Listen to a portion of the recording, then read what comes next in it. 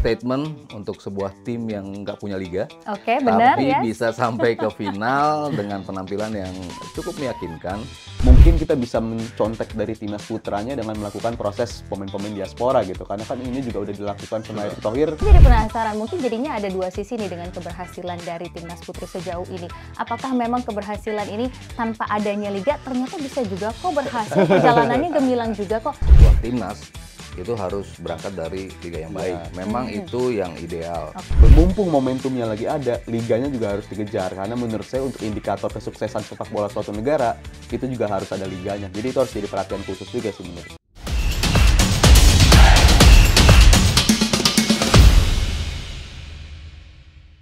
Halo teman Alar semuanya, selamat datang kembali di Tiki Taka. Kali ini bareng sama saya Natasha Jarbadia, host cabutan ini. Cos cabutan. Oke, hari ini akan nemenin kalian semua dengan topik menarik tentunya yang juga akan dibahas bareng sama Mas Sabto Haryo. Yes. Hai Mas Sabto. Hai, Apa Nat. kabar? Sehat. Sehat ya, keren Bisa banget kita bajunya. begadang ya? Iya benar. Kali ini kok syutingnya sehat banget nih jamnya. Bukan cuma Mas Sabto aja, tapi ada Rizal juga. Hai Rizal. Halo, Nat. Baik ya? Alhamdulillah Oke, baik. ini menarik topik yang akan kita bahas hari ini karena biasanya kalau kita bahas itu kan timnas putra terus Iya. ya kan. Emang keren banget, tapi kali ini ada yang nggak kalah keren juga. Kita akan bahas tentang bagaimana timnas putri. Kita akan mengawal timnas putri yang nantinya akan menuju final ya, yaitu AFF Women's Cup 2024. Rekornya bagus banget ternyata, gemilang di fase grup tanpa adanya kebobolan ternyata. Iya. Mas Sabto ngelihatnya gimana nih dengan skuad di bawah asuhan Coach Mochi ya berarti? Mochi. Wah, step yang baik ya.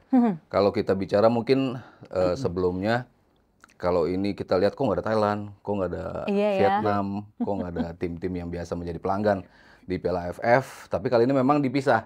Ya. Jadi ada AFF Women's Cup yang di akhir tahun, dan juga nanti ada ASEAN Women's Cup. Jadi yang kayak kitanya nanti ASEAN Championship-nya itu kan Iya. ada seperti itu.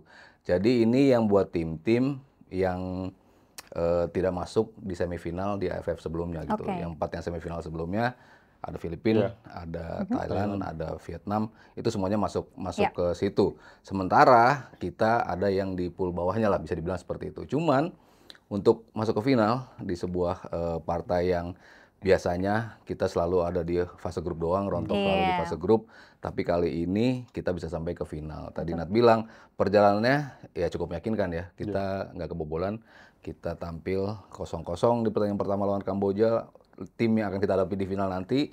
Lalu 1-0 kita menang lawan Malaysia, dan juga di semifinal kita menang lawan Singapura Ya. dengan cukup meyakinkan 3-0. Sebuah statement untuk sebuah tim yang nggak punya liga, Oke, benar tapi ya. bisa sampai ke final dengan penampilan yang cukup meyakinkan. Dan tadi yang saya bilang, ini sebuah statement bahwa kita pun punya potensi untuk bisa melangkah sedikit lebih baik lah dibandingkan sebelum-sebelumnya. Nanti ketika kita tampil sebagai finalis, otomatis kita akan tampil nanti di ASEAN Women's Championship-nya, di mana nanti kan ketemu di situ lagi ada Thailand, ada Vietnam, tim-tim yang menjadi pelanggan, menjadi juara, dan itu akan menguji sejauh mana memang perkembangan kita. Nah, kalau Rizal setuju juga nggak? Apalagi melihat nantinya bahwa mereka akan ketemu juga dengan Thailand dan juga Vietnam ya. Di kompetisi lain, kalau misalkan kita juga semoga harapannya bisa memberikan hasil maksimal. Ya, Asia Championship ya jelas lawan-lawannya kualitasnya jauh lebih tinggi. Kualitas lawan-lawan yang udah langganan, udah nggak mengherankan lah mereka ada di situ ya, macam Thailand, macam Vietnam. Tapi ya betul, ini sebuah start yang sangat bagus. Bahkan untuk Coach Mochi ini belum genap setahun ya bagi dia untuk menangani timnas putri. Dan juga lihat performa kita dalam beberapa match terakhir, ya cukup memuaskan sih ya. Terlebih kuartet di lini belakang tuh udah nggak tergantikan, udah berjalan begitu baik sejauh ini. Dan juga kiper kita mungkin sebelumnya jadi langganan kebobolan, tapi sekarang dia bisa menunjukkan performanya juga meningkat. Dan yang terpenting lagi adalah konsistensi di lini tengah dan lini depan. Karena lini depan jelas kita punya pemain-pemain tajam seperti Claudia Schoenemann, dan dia sejauh ini udah bisa dikatakan salah satu pemain paling konsisten.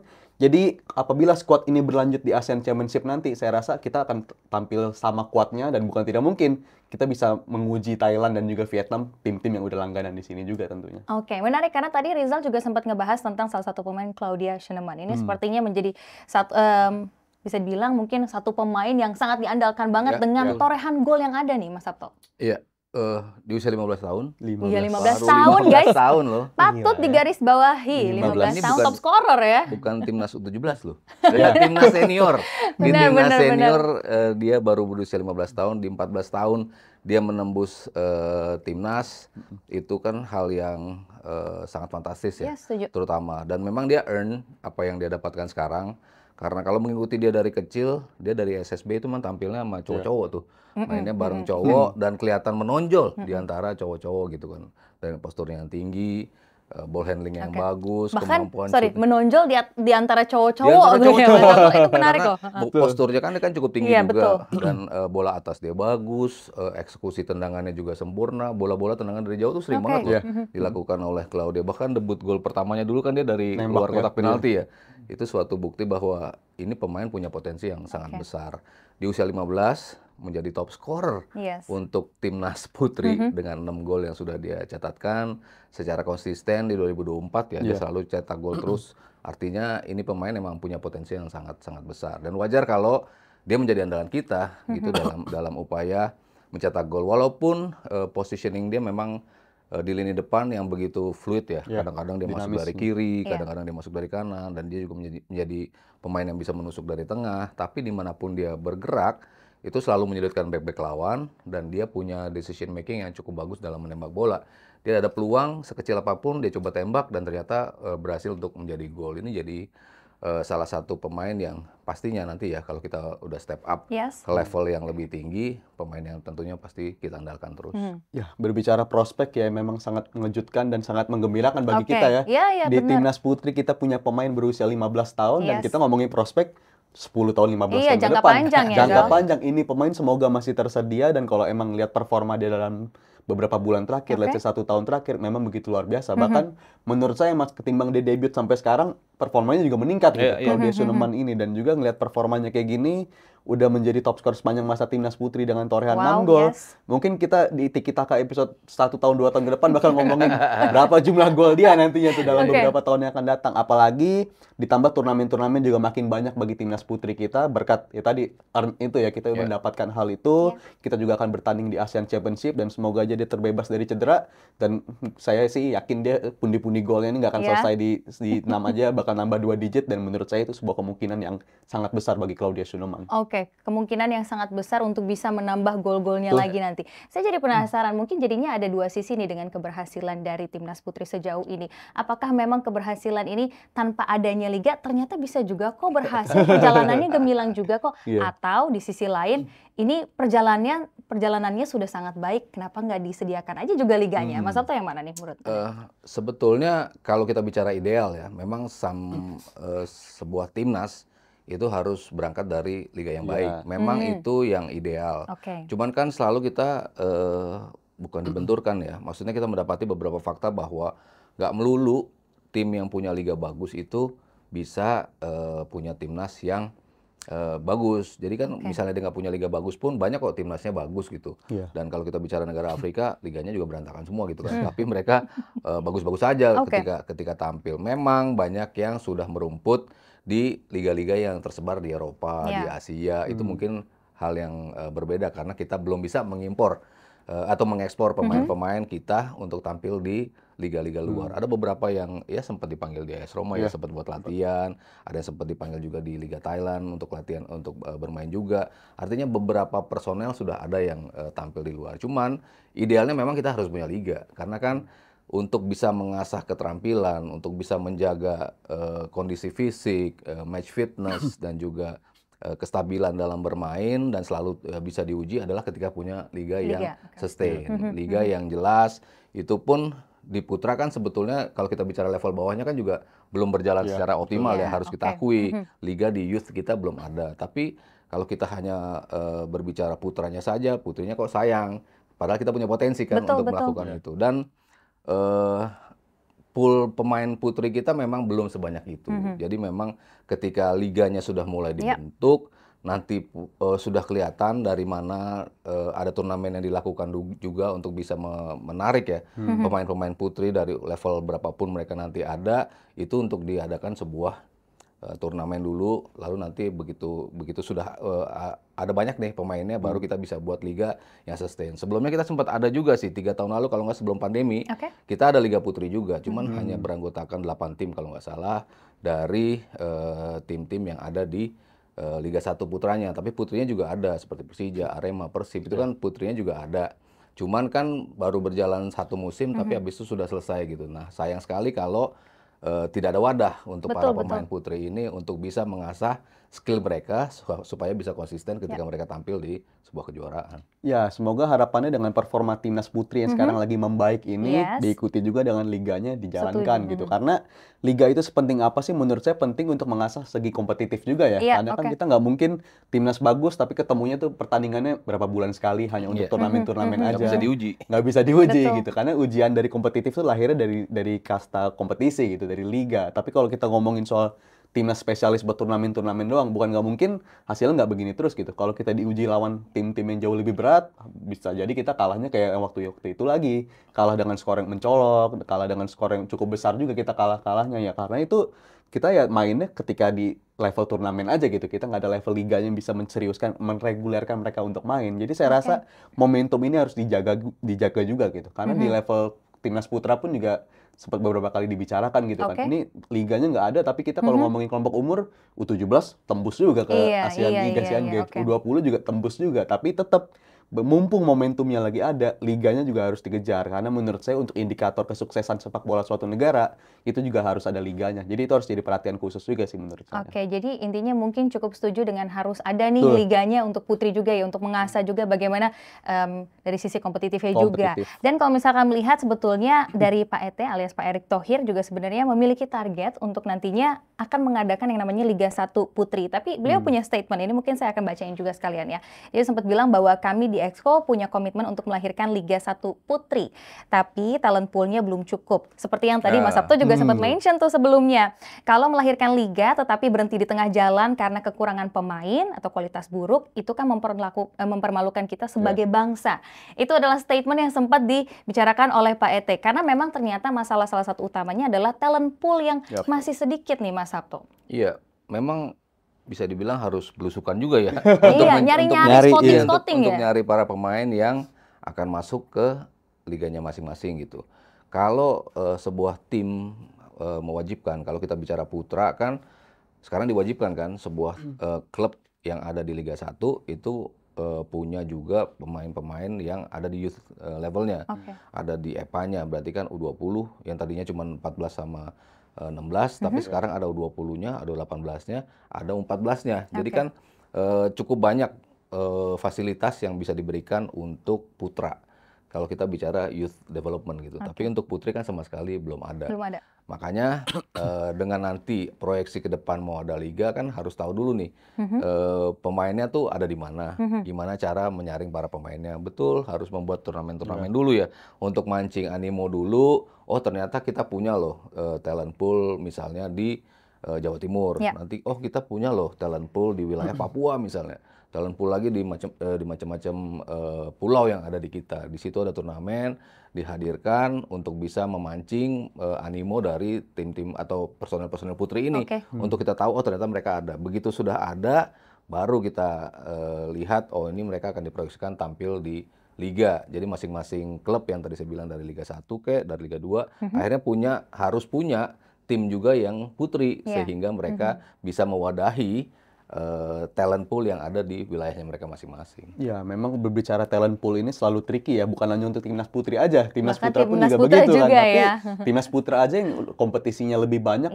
talent pool juga sulit juga untuk nyarinya kan. Ini kita berbicara timnas putri yang memang pengelolaannya harus lebih serius lagi dan juga memang harus dimulai dari sekarang. Dan kalau ngeliat dari sebuah awalan sih udah cukup bagus ya, karena pemain-pemain kita juga hasilnya di timnas juga bagus dan mungkin juga akan bergulir juga kan liga-liga kelompok umur seperti Liga Pertiwi salah satunya dan itu akan diikuti juga sama banyak provinsi di Indonesia dan harapannya dari sana juga kita bisa mendapatkan talent-talent yang bermanfaat untuk timnas kita. Terlebih juga mungkin kita bisa mencontek dari timnas putranya dengan melakukan proses pemain-pemain diaspora gitu, karena kan ini juga udah dilakukan sama Erick Thohir, udah ada 2 nama kan pemain muda untuk timnas putri dan saya rasa untuk profilnya pun keduanya kelahiran 2000-an ke atas ya. Ini dalam artian ini pemain yang bisa berguna untuk jangka panjang juga. Betul. Jadi saya rasa hal itu juga bisa layak untuk dilakukan untuk menambah pemain-pemain talent pool yang dicari memang untuk kualitas timnas putri kita meningkat juga. Karena turnamen tentunya akan makin banyak, pemain-pemain juga harus lebih siap untuk menghadapi itu semua tentunya. Oke, keren banget kan kalau misalkan kita lihat juga meskipun memang di sisi lain tidak ada liga profesional, tapi ada juga Piala Pertiwi. Tadi sudah sempat di-mention. Piala Pertiwi mungkin juga bisa dijadikan tempat untuk mencari juga nih talent-talent mudanya ya Mas Sabto. Iya betul. Jadi yang sebelum kita punya liga yang established, memang ajang ya bisa dikatakan untuk mencari talent-talent ini adalah dengan adanya Piala Pertiwi itu. Jadi kan tahu nih, oh animo kita ternyata ada nih. Oh tinggal mengarahkan mereka ke klub-klub yang mana, nanti mereka akan bermain di klub yang apa, sehingga mereka bisa tergabung di liga, bisa tampil secara konsisten, punya wadah untuk bisa mengukur sejauh mana kemampuan mereka. Mereka terus diuji setiap pekannya sehingga mereka punya kemampuan untuk bersaing dengan sehat untuk bisa masuk ke timnasnya nanti. Dan kalau tadi Rizal sempat menyinggung adanya diaspora, ya mungkin ini menjadi salah satu hal yang patut dicontoh juga untuk putranya, dari putranya ya, karena putranya ternyata works apa yang berjalan di putra. Kita bisa bypass untuk bisa mencari timnas yang kuat dulu nih, tapi sambil itu kita membenahi yang di bawah. Itu kan yang terjadi pada putra. Timnasnya ternyata works kok, kita dengan diaspora ternyata punya kemampuan untuk bisa mengangkat permainan dari pemain-pemain kita yang ada di sini, kan harapannya juga itu terjadi pada putri. Dan kalau kita lihat kemampuan kita untuk bisa menembus ke final Piala AFF kan suatu bukti juga bahwa ada sempilan pemain-pemain diaspora yang ternyata bisa mengangkat kualitas dari timnas putri itu secara overall gitu. Jadi ya diaspora jelas sebuah langkah yang jarak atau bisa dibilang jangka pendek ya, jangka pendek tapi ternyata works untuk atmosfer kita gitu, untuk bisa memainkan sepak bola yang cukup baik di level timnasnya. Tapi ya tentunya jangan melupakan di bawah, sehingga gap tadi antara pemain-pemain diaspora dan pemain yang ada di sini itu semakin terpangkas. Dan kalau nambahin dari Liga Pertiwi juga kan ini memang liga yang menarik ya. Secara konsep akan digelar secara 2 jenjang umur ya. Ada yang U20 dan juga ada yang U17. Kalau memang dari segi pesertanya pun agak beda ya. Di mana yang kalau U17 tuh relatif lebih minim ya peserta yang ikut. Tapi kalau untuk U20-nya itu kalau nggak salah ada 20 provinsi.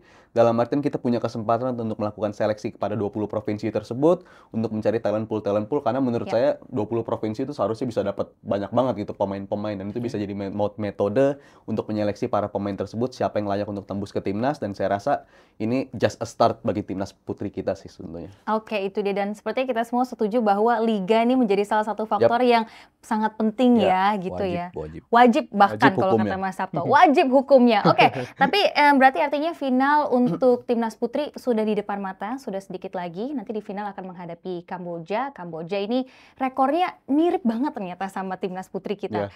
Kalau misalkan di fase grup mereka juga sangat cemerlang, bahkan tidak ada kebobolan. Ini akan seperti apa Mas, melihat rekor yang sebetulnya kekuatannya ini ternyata sama kuat antara Indonesia dan juga Kamboja? Iya, seimbang, dan pertemuan di grup kita 0-0. Artinya kan kemampuannya bisa dibilang sama nih dua tim ini. Tinggal bagaimana mentality itu kebentuk untuk menuju laga final. Kita menang 3-0 lawan Singapura, itu juga sebuah statement juga ya, bahwa kita secara mental sudah siap untuk menatap laga final ini. Apalagi Singapura di 2 laga sebelumnya uji coba di sini, kita juga sempat kebobolan lawan mereka, tapi katanya di event yang sesungguhnya ternyata kita bisa nggak kebobolan ketika lawan Singapura dan bisa mencetak 3 gol. Itu suatu bukti yang tadi saya bilang, sedikit sudah step up timnas kita, tinggal menguji dengan tekanan yang lebih besar di laga final, apakah kita bisa delivered apa yang dimau untuk menjadi juara. Tapi nggak juara pun kita kan sebetulnya sudah lolos ke ASEAN-nya. Jadi itu kita berbicara nanti untuk bicara kualitas. Cuman kadung udah di final nih. Pastinya selesaikan kan aja gitu ya. Tuntaskan ya dengan mentality tadi dan juga semangat juang yang luar biasa.